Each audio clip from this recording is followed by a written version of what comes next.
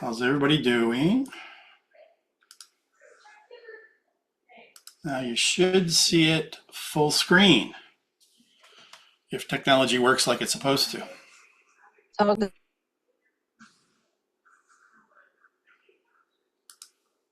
Okay, I'm going to mute my video just to reduce the bandwidth. Okay.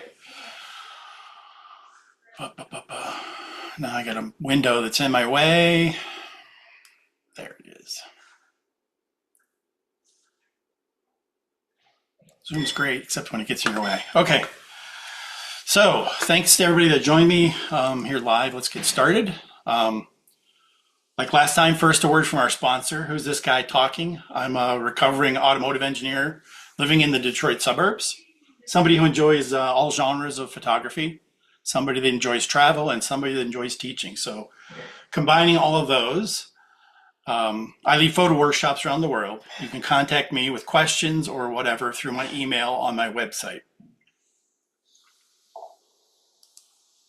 Okay, with those pesky sponsors out of the way, gosh, I'm still clicking screens. Let's get to the subject at hand, camera basics. So one of the questions that comes up frequently in some of the workshops is just, what are my settings? What are my settings? I think most people know what the basic settings are, right? Shutter, aperture, and ISO. And there's a ton of other settings as well, which I'll touch on.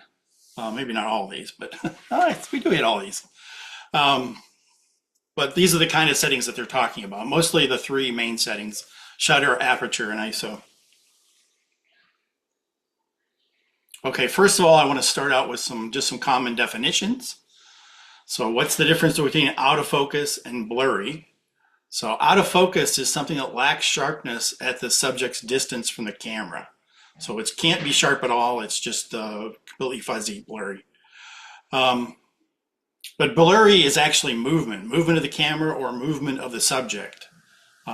Supposedly, or I suppose moving toward or away from the camera can also be out of focus, but just stick with me that it's going to be movement in some direction of the subject or the camera. So the remedy for out of focus is to concentrate on focusing on the subject, either with autofocus or manually focus with focus peaking or other camera aids. The fix for blurry images is just to stop camera movement and catch a moment when the subject is not moving. Take these two images that were taken handheld on a very windy day. If you look closely, you'll see there's issues with both images. So is this blurry or out of focus? Well, actually, it's a trick question because both are blurry, right? There's movement. The one on the left has camera movement, and the one on the right has subject movement. So the bushes in front of the building are moving, and the one on the left actually was getting blown around quite a bit. The winds were like 50 miles an hour. We were getting blown around, so I couldn't hold the camera stable. And for comparison, this image is out of focus. How do I know it's out of focus? Because this bird is in focus, which happens to be the bird I was chasing, but not tracking very well. It slipped out of my sights. So just want to get some of those basics out of the way. So how do you combat camera shake, camera movement? One way is with the camera holding technique. Put your right hand on the hand grip itself, with your finger on the shutter button. Left hand supporting the lens, underneath the lens. And both elbows tight into the torso, not away from your torso, but pulled in tight to your torso, making a really strong self-made tripod, if you will. You want to hold your feet, just like an athlete, a little bit further apart so that you're really stable and not moving.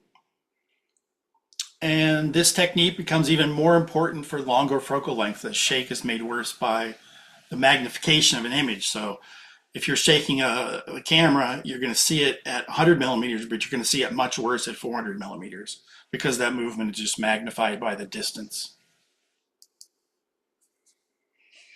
So here's how the proper holding technique or camera holding technique works. Notice the triangle of support for the camera.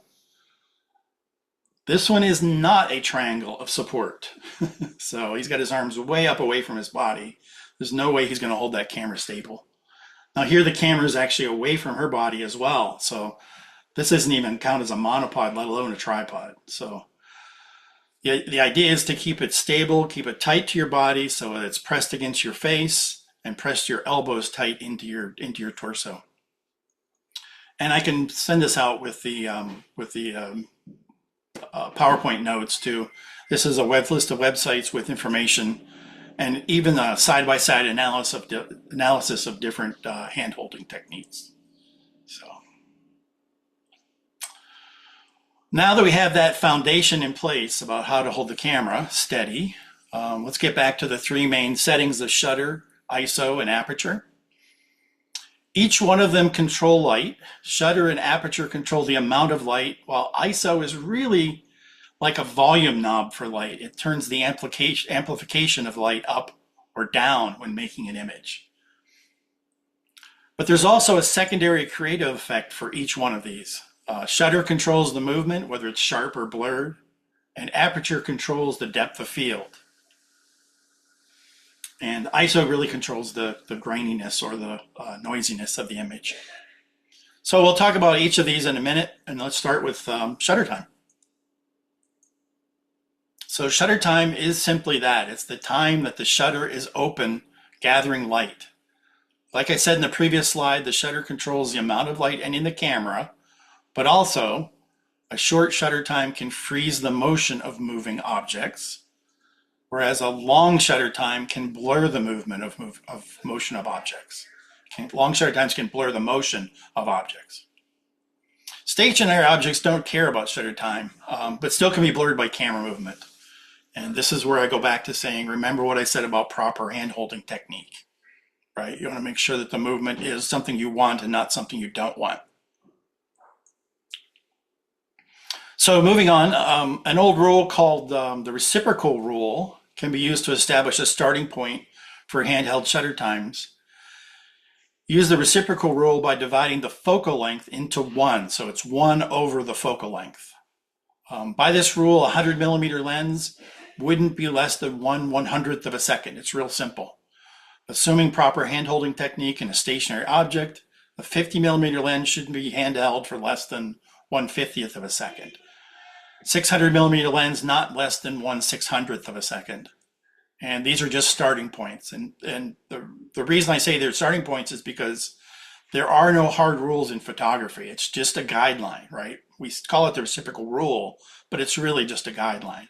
All the rules in photography, I call them tools because I think they're more like guidelines rather than rigid rules. They can always be bent, broken, or changed. For slower shutter times, slower than this reciprocal rule, generally you're going to go with using a tripod and then just go as long or as short for shutter time as you wish. And just remember that this quote-unquote rule only helps reduce the camera movement during exposure. It doesn't freeze the motion of a fast-moving subject or a subject that's moving. So you can't expect the reciprocal rule to freeze a bird that's moving fast, a swallow or a hummingbird or something like that.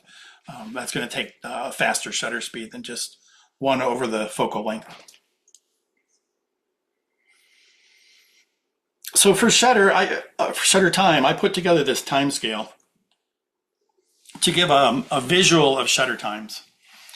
Generally, I consider about 1/30th of a second as the change from fast shutter speeds to slow shutter speed. It's just, again, a guideline. Maybe it's my time with film camera coming through, but it makes a good point. It creates a good break point. So notice how each step in this time scale is a doubling or halving. Right? So each one is double the one next to it or half of the one next to it. And we'll get back to that later. And note that most cameras typically only put the denominator on the setting. So 125 really means 1 over 125 or 1/25th of a second. For full seconds, a quote mark will appear after the number. So 30 with the double quote mark is 30 seconds. Ask me how I know, and I'll show you a set of my first star trail images that were taken at 1/30th of a second instead of at 30 seconds. It was a really painful learning experience. But if you see that number on your display, make sure you see whether it has the double quote mark or is it by itself.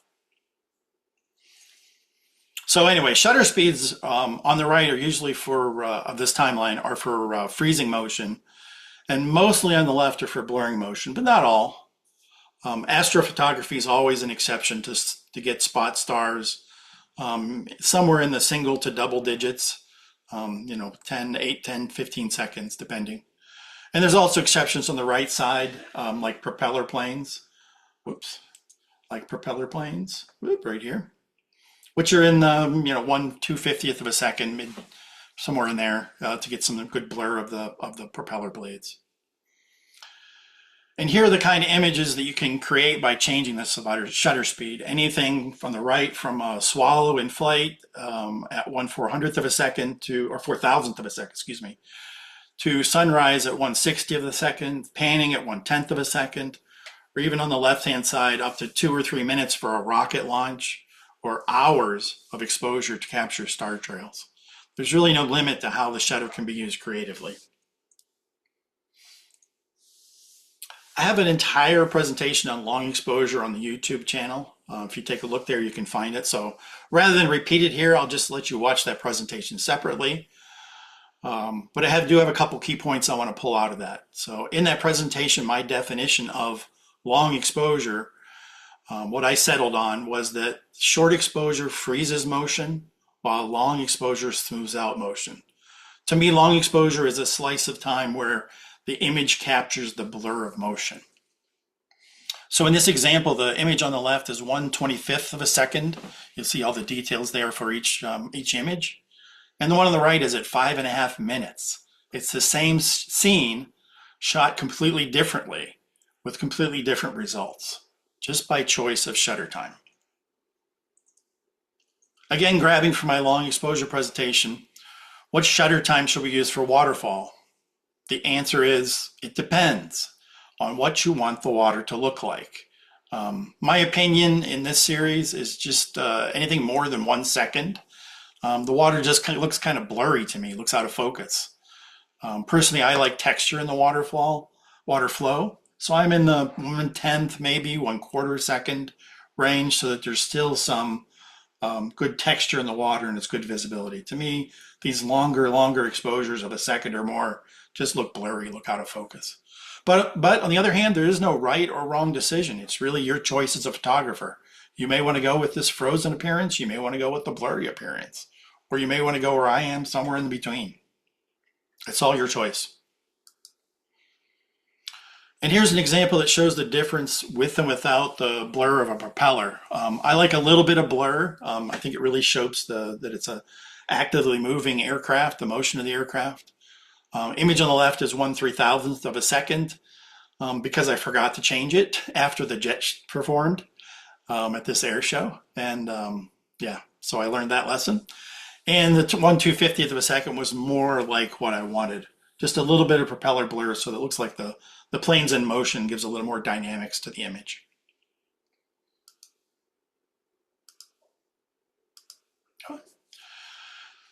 So shutter speeds in the 1/4, 1/10th down to about 1/30th of a second are real workhorses in my opinion. I have a preset in my camera for 1/10th of a second so that I can quickly change to panning mode. I can adjust it up or down depending on the speed of what's moving, but it's a good starting point.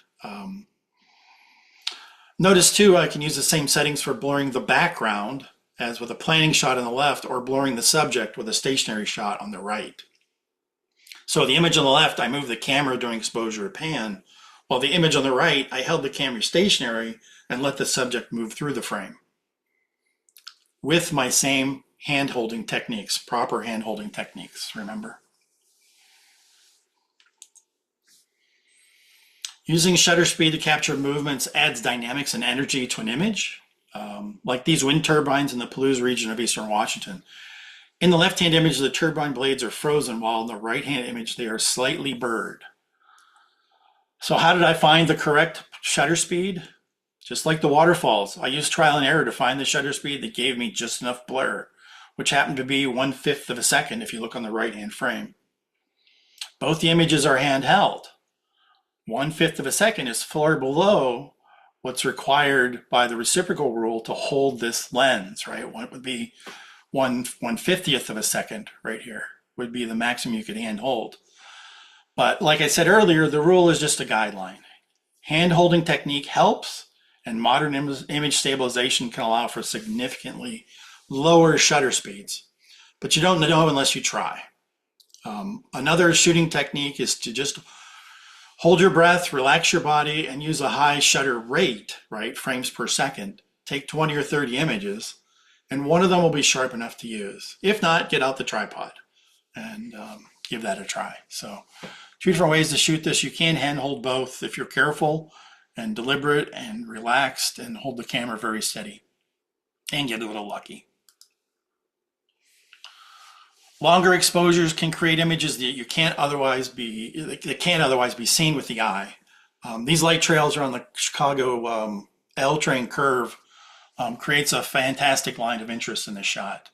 This shot had to be 30 seconds to allow the train to travel the full length of the tracks as it pulled into the station, just out of the frame into the lower left. So, and we got the trains going both directions, both northbound and southbound, which was nice.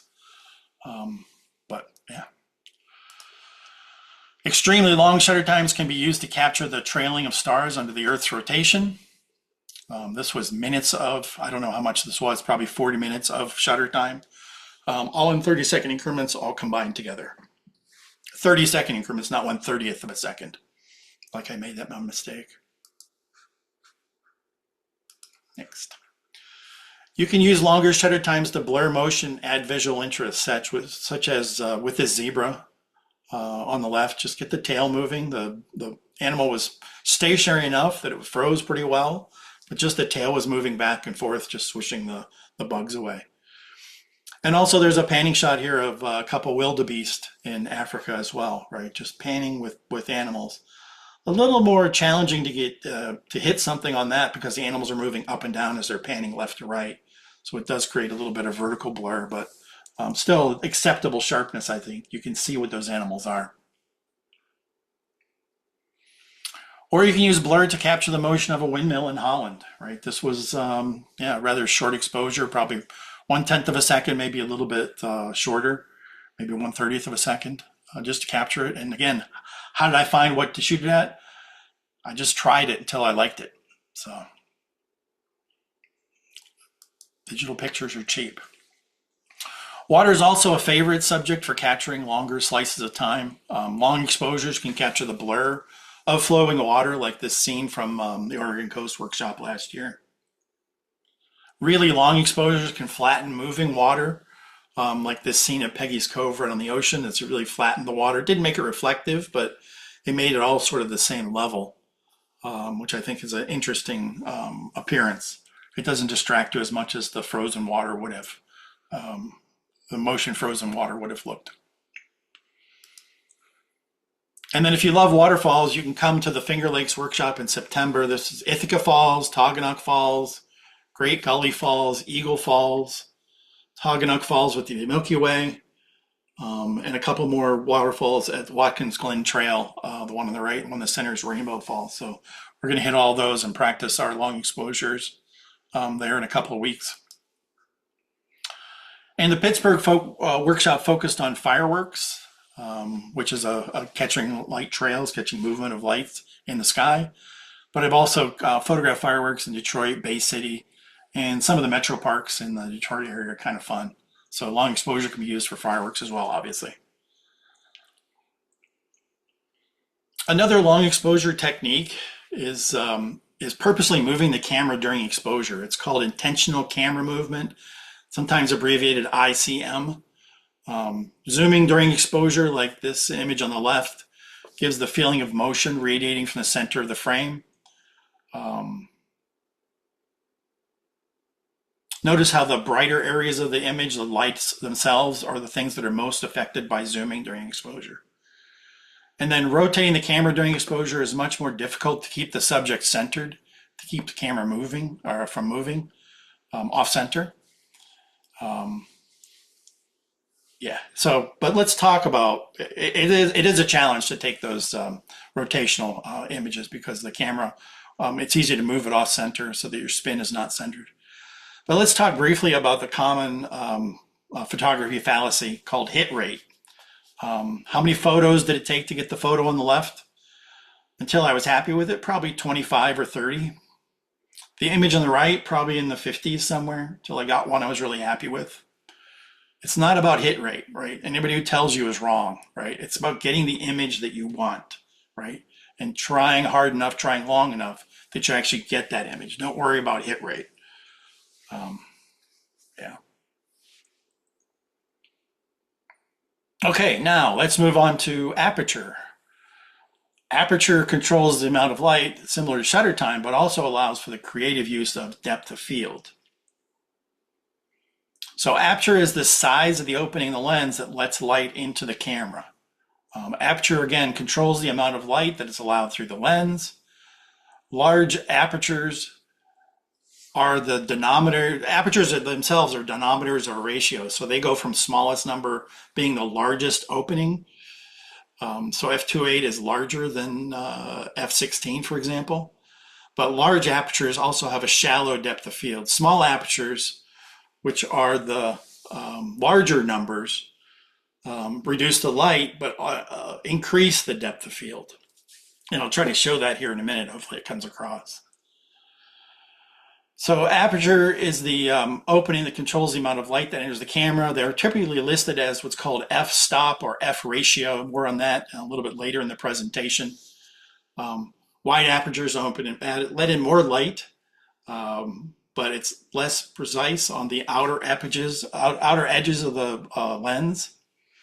So wide apertures allow in more light, but it uses the less precise outer edges of the lens.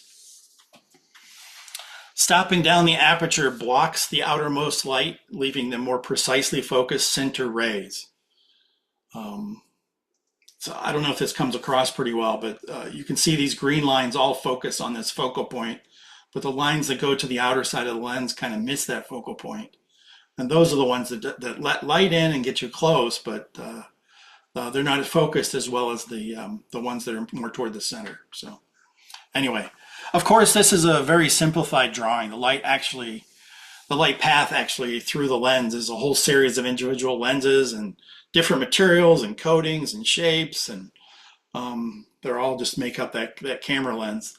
Light paths are much more complex than my simple sketches. So transitioning from the artistic to the technical side of photography, let's talk a moment about what a stop of light is. You might hear this phrase thrown around during in articles or references to filters or camera stabilization or something. So what is a stop of light? Like we saw on that time scale, it's simply a halving or a doubling of the amount of light. So how do we use this with our cameras? Here's a chart with less light on the left and more light on the right. If we look at ISO in this chart, values double as we go to the right. Each doubling is a stop of light. So each one, less light on the left, more light on the right. So ISO 12,800 will let in more light or amplify more light than ISO 100. Then there's aperture. Then there's shutter time, sorry. The same for shutter time. Each stop shows a doubling or half the time, right? So less light at 1/500th of a second, more light at 1/4 of a second. Each one of these steps is a halving as we go to the right, cuts it half, or doubles it, excuse me, I said that backwards. Doubles it, the amount of light. It looks like it's less, but it's actually more, right?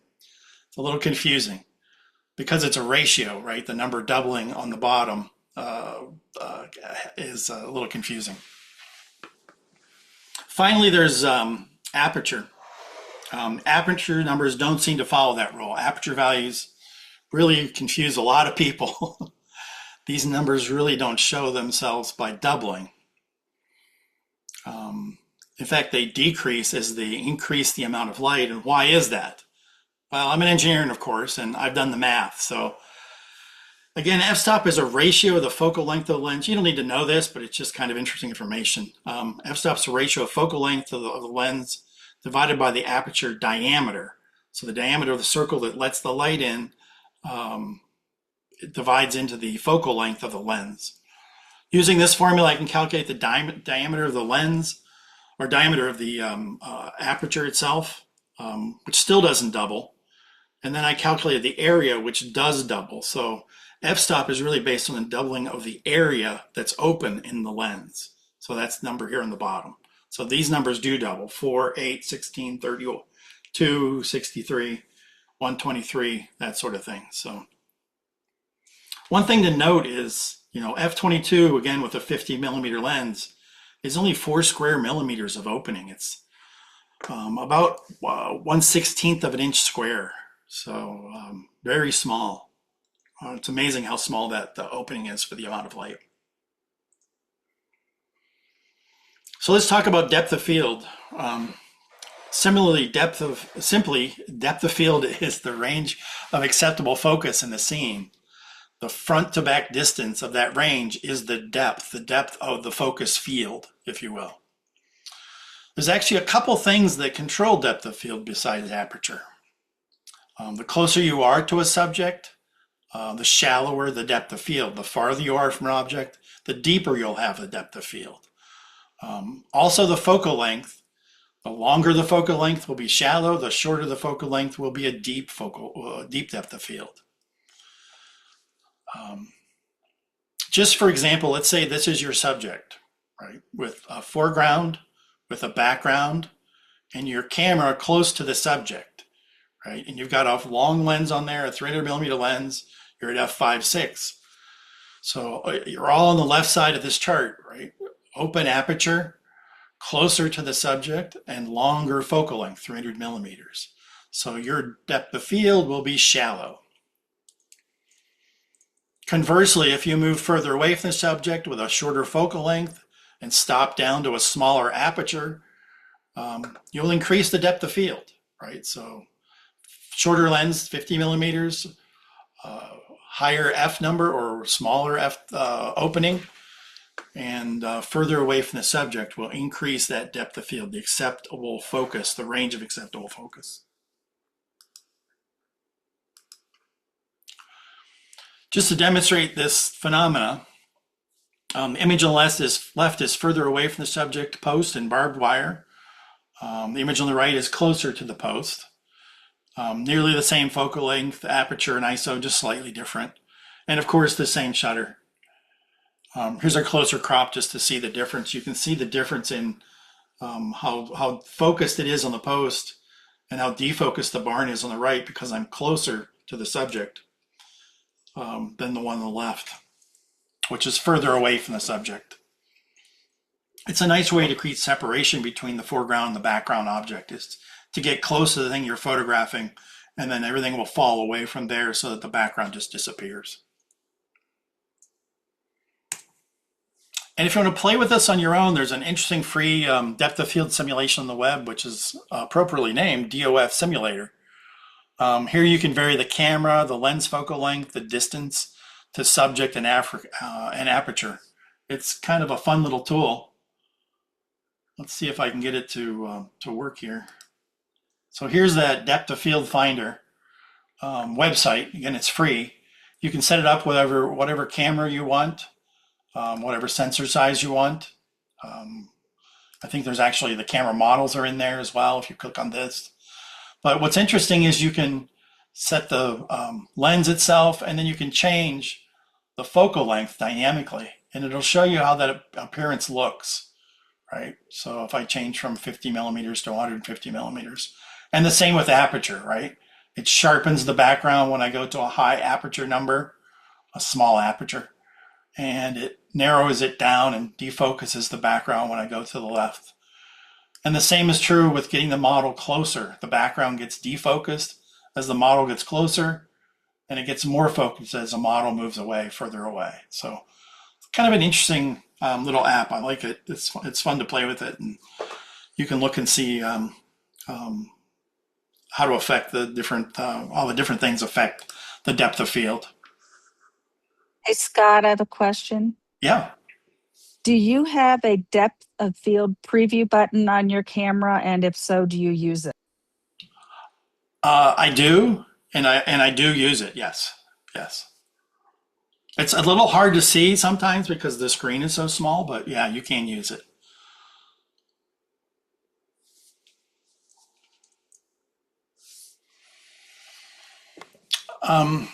So here's an example of different apertures and how they affect the depth of field. The one on the left is f40, is in focus all the way from front to back.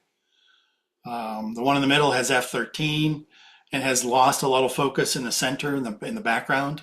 And the one on the right is f5.6, and it's really just focused on the foreground of the truck.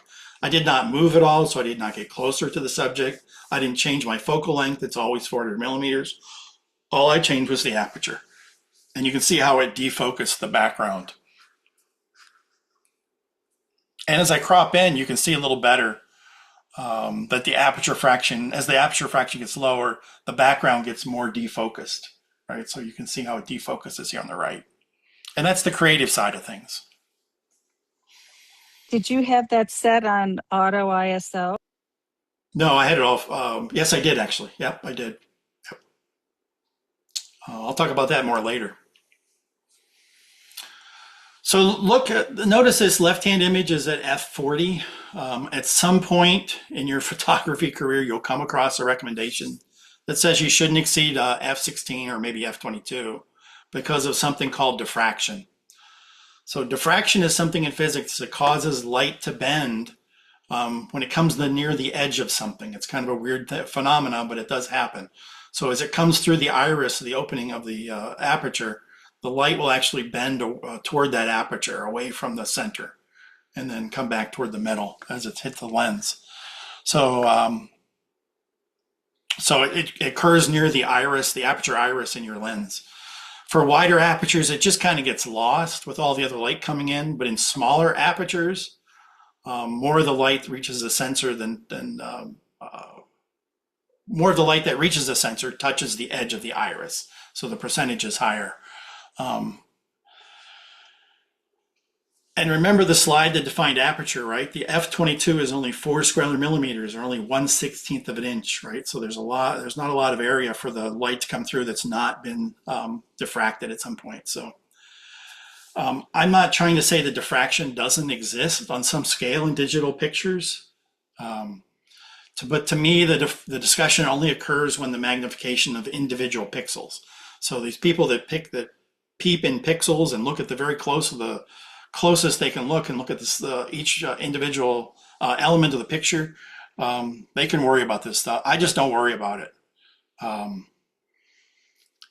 It doesn't matter to me. I mean, it may cause a little bit of blurring, but not enough here. And you can see it here. The handle on the door is sharp no matter which picture I look at, right? The glass in the window is sharp. It's all sharp, even at f40. So I don't worry about diffraction a whole lot. I'll let the other people worry about that. So my point is that if everyone shot at the optimal f-stop for a lens, the photographic world would be a very boring place. Another thing to remember about narrow f-stop is that the higher you go, because of the way it sharpens the light that comes through, the higher you go on your aperture, the more sensor dust may be visible. And here's an example from my long exposure presentation again. This is a picture of the old Jackrabbit bean sign that used to be in Saginaw, Michigan. As you can see, this was shot at f27 because I was too lazy to put my ND filter on. I just tried to adjust it just by turning down the aperture. And for those of you wondering what f27 looks like on your sensor, here's a Lightroom dust removal aid to set to visualize spots. At f27, the depth of field is so large it makes every speck of dust on your sensor show up, especially on areas that don't have a lot of content. It'll show up more, things like the sky or blank buildings or flat surfaces. The dust will show up more prominently. So it took a long time to clean up this image. It takes less now with some of the tools that Lightroom has. But anyway, f27 was a bad idea. You should have used a wider f-stop. So something to think about. So changing the f-stop decreases the depth of field with the left image and creates more separation from foreground to background on the left. The one on the right is everything's in focus for front to rear. So which one do you like better, right? One on the left is f2.8, the one on the right is f20. There's no right answer, there's no wrong answer. What you choose is your creative choice. I like the one on the left because it creates more separation from the subject statue versus the background. You can still tell that's a plane in the background, but it doesn't need to be in sharp focus. It doesn't have to take away from looking at the statue. In this example, I mean, it's the opposite. I like the deeper depth of field to better define the background. But that's my choice, right? So I like the F13 in this one. I think it defines the flowers a little better. Your choice might be different, and neither one of them's wrong. One final example. Here is an exposure that separates the background from the foreground. If I change my settings to a smaller f-stop, I get a more defined background, kind of like we saw with the truck. One last change and the background becomes much more clear, right? But I went through a whole series of steps here to get from f2.5 down to f22. So all those exposures, no matter which one you choose, are the correct exposure for the scene, right? They all put the same amount of light to the sensor. It doesn't matter which one you choose, right? And the choice is up to you to create the image that really speaks to you.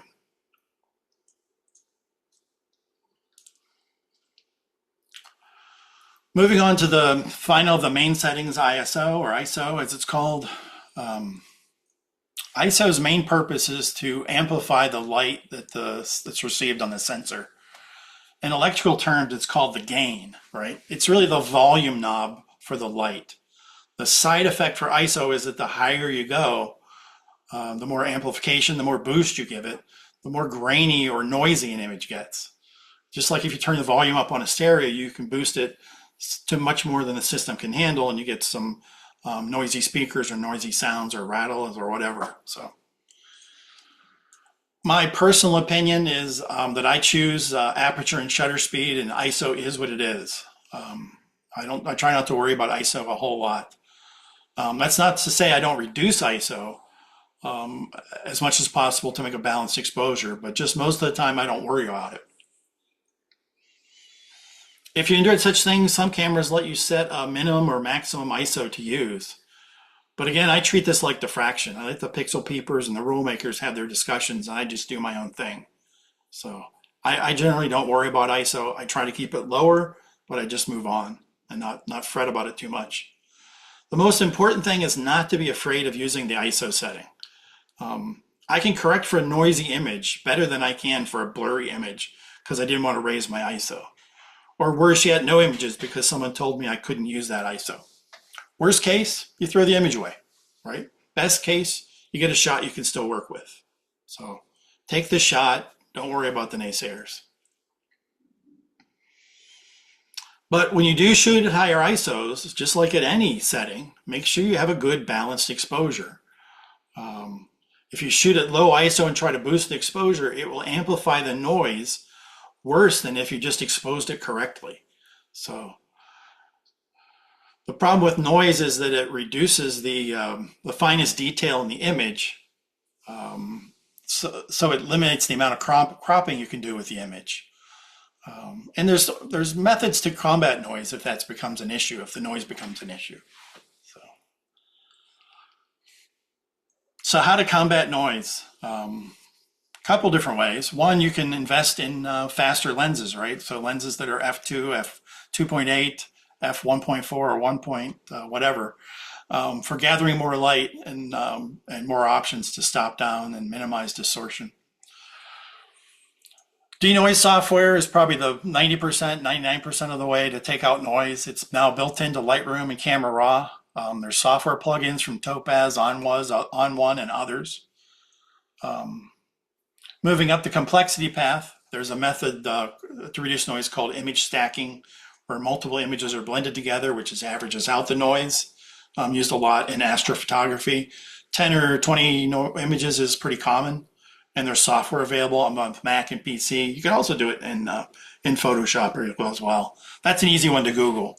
Most people are just using denoise software. Another way to do it is to reduce noise is to make the image bigger. By making a panorama image and then sizing it down, you effectively make the noise so small you can't see it in the final image. And there's panorama software built into Lightroom and Photoshop, and there's outside vendors as well. Another option, which is probably my least favorite method, is to use high ISO noise reduction. The reason I don't like it is because every shot takes twice as long to take. Basically what the camera does, it takes the normal shot And then it takes another shot that tries to isolate just the noise, and then it subtracts that noise from the first image. So each image takes processing time for it to take two shots. And if you're doing a 15-second shot or even a 2-minute shot or something, it's got to take two shots at that time frame, at that entire time setting. So I just think it takes too long. I'm impatient. So here's an image I took at ISO 4000 because I was playing with depth of field. I cranked it up to f40 on my 35 to 150 lens, or no, sorry, 100 to 400 lens. And then I ran it through processing software and I cleaned up the image on the right with noise reduction and sharpening. And again, 90% of the way you will combat noise is just by software. So here's a close crop of that same bird, the same shot, both at ISO 4000, the same shot. So you can see the noise is reduced and the sharpness increased by the software. So it's pretty easy to use, pretty straightforward. Another way to combat noise is by, I mentioned image stacking. The one on the left is a single frame, while the one on the right is 20 images stacked. You won't see this on Zoom, but if I expand one small section of the Milky Way, it'll show up a lot better. If I enlarge the image in even further, you'll see that better. So image on the left, you can see the noise. Image on the right looks a little blurrier, but the noise has gone away. So stacking aligns the images into a stack, and the software averages the amount of light at each pixel in the image. And this effectively retains any pixel that appears in all frames, right? So as it averages the amount and it appears in every frame, it averages to something that's bright, for example. If it's a on-off thing like noise, then it gets averaged out and it disappears. It's a pretty good trick, actually. And then, like I say, panoramas are another way to fight noise. Here's a panorama taken from a series of images, f1.4 Astro lens.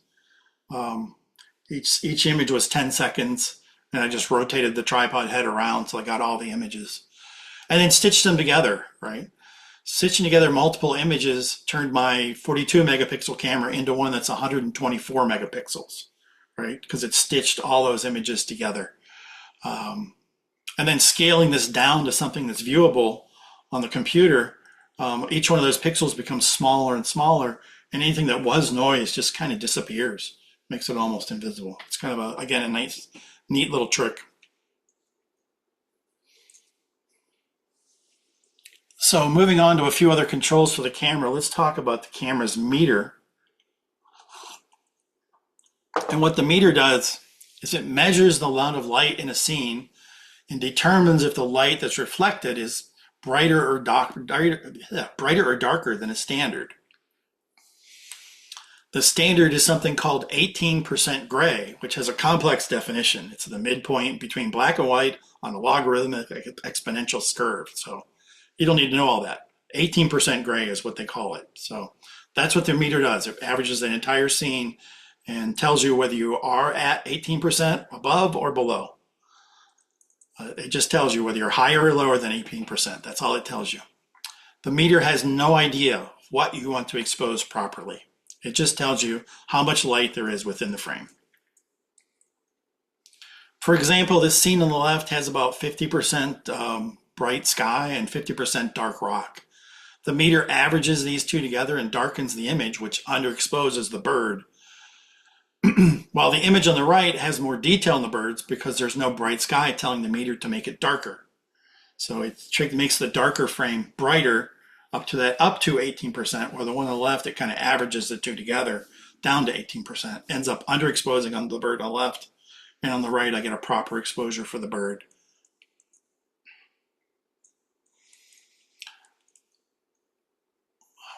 Okay, there's also things called metering modes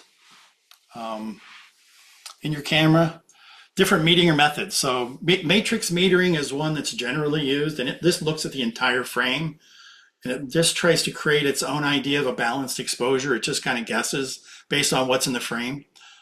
Good for everyday photography, landscapes, and scenes with really even lighting, kind of like that second picture of the birds that I just showed you. Center weighted metering evaluates light against the entire scene, but gives the highest priority to the center portion. It's assuming that you're putting your subject in the center of the frame. So proper exposure subjects that are in the center of the frame. If the background is too bright or too dark, it'll weight it based on whatever's in the center of the frame. I never use center weighted. I use the next one, which is called spot metering. It's exactly the same except as center weighted, except it's the active focus point. So it can be moved around the screen, and it focuses, it bases the meter exposure based on just a spot and generally where the active focus point is. So again, if your subject is moving around and you're tracking it, spot metering is probably the way to go because it'll move around with the focus point. Another way to go is if you have something like a bird that has a white feathers on it, like a white neck or a white head, like a bald eagle or a swan or snow or something. You can use something called highlight weighted metering. And basically what it does is it tries to not blow out the brightest parts of the image. So it just looks at the brightest part of the image and tries to basically accommodate all that into the exposure. So where the brightest highlights are important, like with bald eagles or swans, it's a good way to go. Again, matrix metering, entire frame is evaluated, good with scenes with even lighting like this picture. Center weighted evaluates the entire scene, gives highest priority to something in the center. So here's this bird going across in the center. Yeah, so it just averages it out. And then spot metering is something that's moving across, good for something that's moving across the frame, but a bright or dark background. It'll track the subject. And then highlight is something as a really hot white spot, like back here where the sun was hitting the back of this bird, was really bright. So I used highlight metering in this one so that I can always recover the detail that's in that brightest part. If it was in a part of the bird that I didn't care about, I probably wouldn't use highlight metering, but for this one I used highlight metering.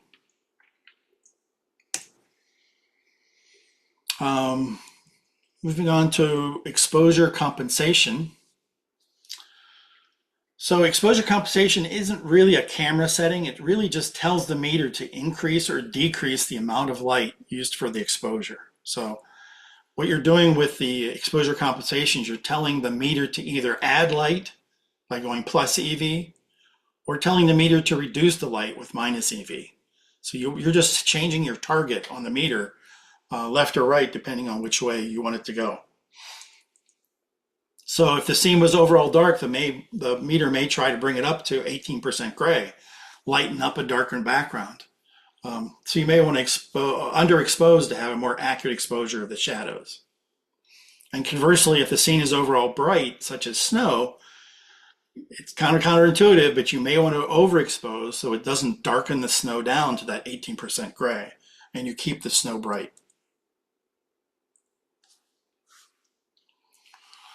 So in this scene, in a snowy and gray day with gray skies, the meter tells you to underexpose the snow, right? Because it's targeting that 18% gray, which ends up darkening the snow on the left. If you set your EV to +1, you're telling it to overexpose, that you want the image to be brighter, telling the meter to overexpose, that you want it to be brighter. So white becomes white, and the detail in the dark locomotive is still there. One feature that's interesting, and I think all cameras should have it, is something called zebra stripe highlight warnings. This highlights the areas that are overexposed by putting diagonal stripes, like you can see in the lower image here. It puts diagonal stripes in the areas that are overexposed or areas that are blown out. Canon and Nikon have this feature live in their video modes, but not in the stationary or still frames. Some are available only in playback, kind of called the blinkies sometimes. If you play back on a Nikon, you get an image that's blinking, and that means that area is overexposed.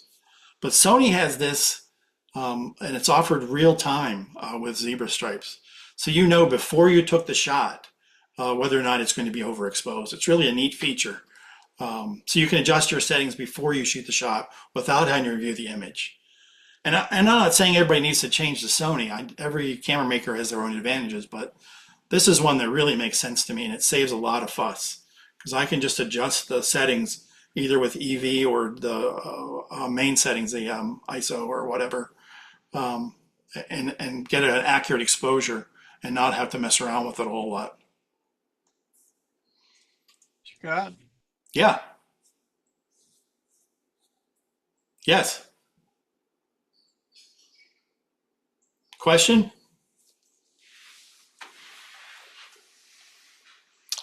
So here's a cheat sheet I found on slrlounge.com. This graphically shows the creative effects of each of the main camera settings. So shutter is used to blur or freeze motion, just like we've already talked about. Aperture is used to control depth of field. And ISO is used to maintain a balanced exposure, right? So ISO just fills in the gap depending on what you set to aperture and shutter to be. Just remember, there is no one correct exposure, right? There's a varied number of combinations that can make a correct exposure.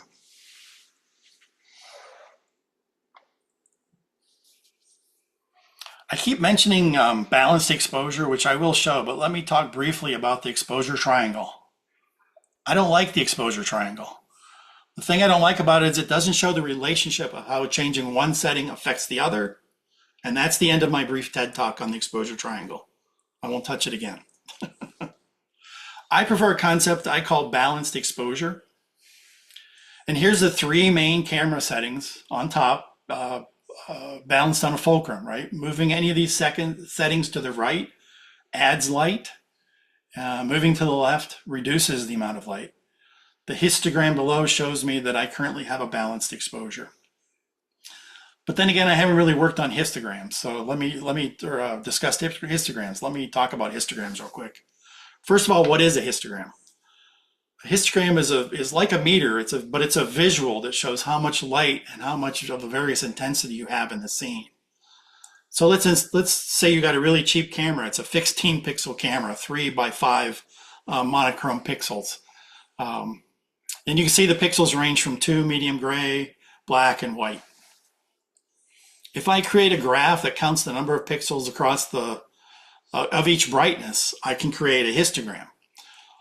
All the tones are across the bottom, and the vertical axis is the count of the number of pixels at each brightness. First, the black color.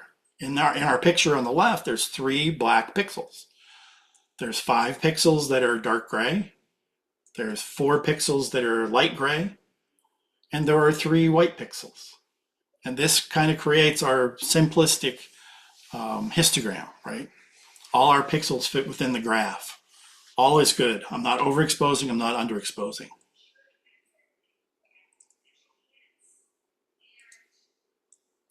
If I take that same image and overexpose it, as you can see on my 15 pixel camera on the left, all the pixels shift to a lighter tone. So what was now black now becomes dark gray. What was light gray now moves to the white column. What was dark gray now moves to light gray. The white can't get any brighter, so it just stays where it is, right? Where we had contrast between the old light gray and white, it's now gone, which means there's a loss of detail between those two tones. And that's really what's meant by blowing out the highlights, is that you've combined those tones into one element on the histogram, you jammed them together and just crushed those colors, those different tones, those different levels of brightness. Similarly, if we darken the image, all the pixels turn to the left, right? Piling up into the blackest tones. This is called clipping the shadows. An ideal histogram has all the tones spread out across the entire width of the histogram, right? So they're not jammed up on the left, they're not jammed up on the right, unless you're doing something creative. So here we look at a dark sky image and its histogram. Where are the darkest tones in this histogram coming from? It's those trees in the background, right? All those darkest pixels are piled up there on the left-hand side of the image. The largest peak you see of dark gray is all the dark between the stars, right? It's mostly that dark sky that you're seeing. And the small number of brighter pixels you see right here are the actual stars themselves, right? There's the fewest number of pixels in the brightest areas of the image. So They're all in different areas of this histogram. So don't worry about the shape of the histogram. Just try to keep it off the left side or the right side. That's the real main thing that you're trying to do. There was discussions years ago about shapes of histograms, and that's just silliness. So here we are back to our balanced exposure graphics. It's happily with a evenly spaced histogram right below it. So what happens is if I open the aperture 2 more stops to the right, then I start overexposing. The exposure becomes unbalanced, right? I'm now blowing out the whites as with our histogram demo. So we can counteract that by lowering the shutter time to gain back the balanced exposure. Putting the shutter time to the left by 2 stops balances moving the aperture to the right by 2 stops. So everything's still balanced. We're back in the balanced exposure. Alternatively, I could have done that with ISO as well. Just move the ISO 2 stops to the left, just to balance everything back out again. Or I could have moved both of them 1 stop. To me, this shows the interaction of the Cree camera settings better than the exposure triangle. If you add light in one setting, you need to take away light from another to keep that balanced exposure. Hopefully that all makes sense. So here's how my settings traveled from the static wind turbine to the blurred turbine. I added longer shutter time and I lowered the ISO to keep the exposure balance. It ended up being 7 or 8 stops of difference, right? Or 7 stops of difference, depending on how you want to count it. Each one of these selections is a possible balanced exposure, right? Each one of these settings, as I added light with shutter and subtracted light with ISO. But the selection of the settings is your creative choice. So they all, you can see on the bottom, right? ISO 5000 on the left, ISO 50, and all the differences in shutter as well, 400 versus 1/5. But the histograms are exactly the same, right? Because they're all the same exposure. They're just different settings to achieve that same amount of light.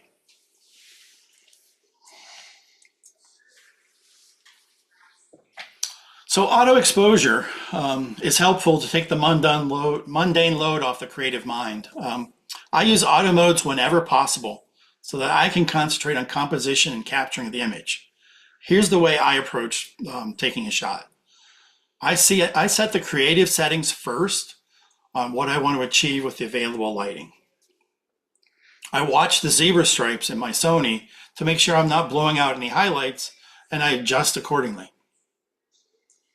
I let the camera set the other settings that aren't important for my creative needs and just concentrate on the composition.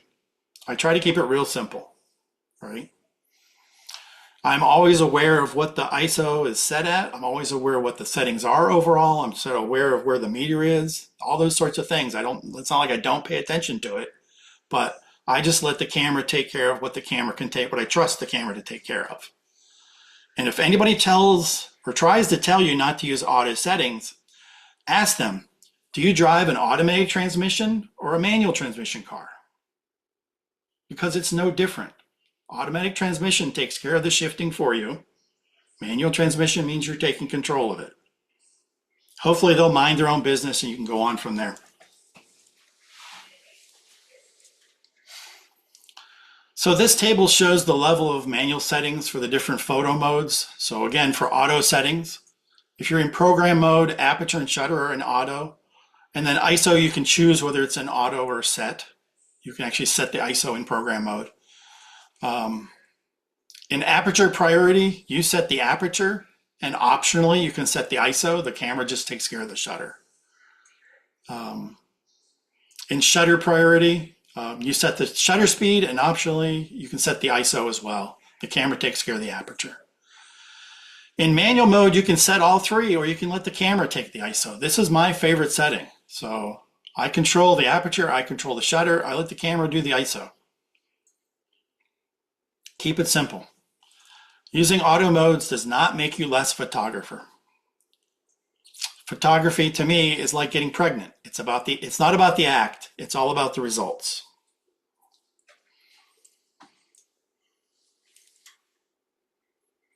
So use aperture priority control depth of field.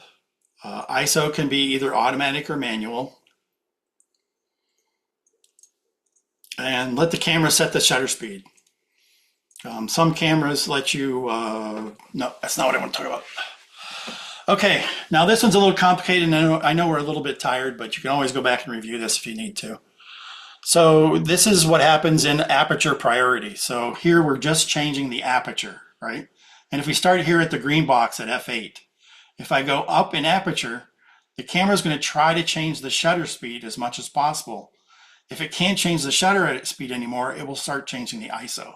So from here it went to 1600, 3200. It can't go any higher than 3200 in this camera. So then it starts changing the ISO. Same with the other direction. It'll change the aperture first, and then it'll change the ISO second. Just so you know, you're changing the depth of field first, and then the ISO second, which is really the way I would do things. And that's the takeaway for this. Yeah, and again, right, so as you go less light in your setting, it's adding more light, either through shutter speed or through ISO. So you use shutter priority to control the blur of or freezing of moving objects. ISO can be automatic or manual, and the camera sets the aperture. So some cameras allow you to set limits for shutter based on focal length. I know my Sony does. So when it auto sets the shutter, it'll go to it'll set its limits. It won't go any higher or lower than certain settings. So again, with shutter priority, if we start with that green box as our baseline, this time starting at 1/200th of a second because we're at shutter priority. Again, the camera will try to change aperture first. When it can't change the aperture anymore, it'll start changing the ISO. That should be 100.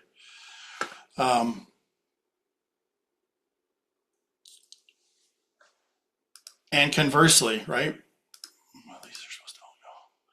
If I go the other direction, the camera will change the aperture first, and then it will change the ISO second.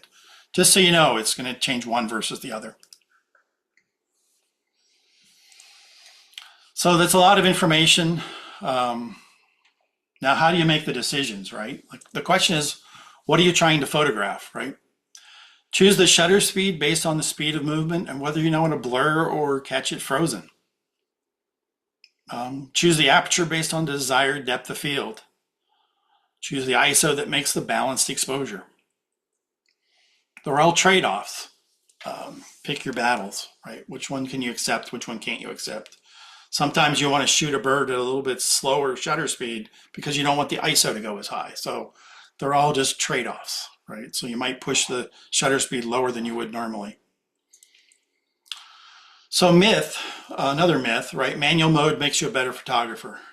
I say what makes you a better photographer is knowing which mode helps you capture the photo.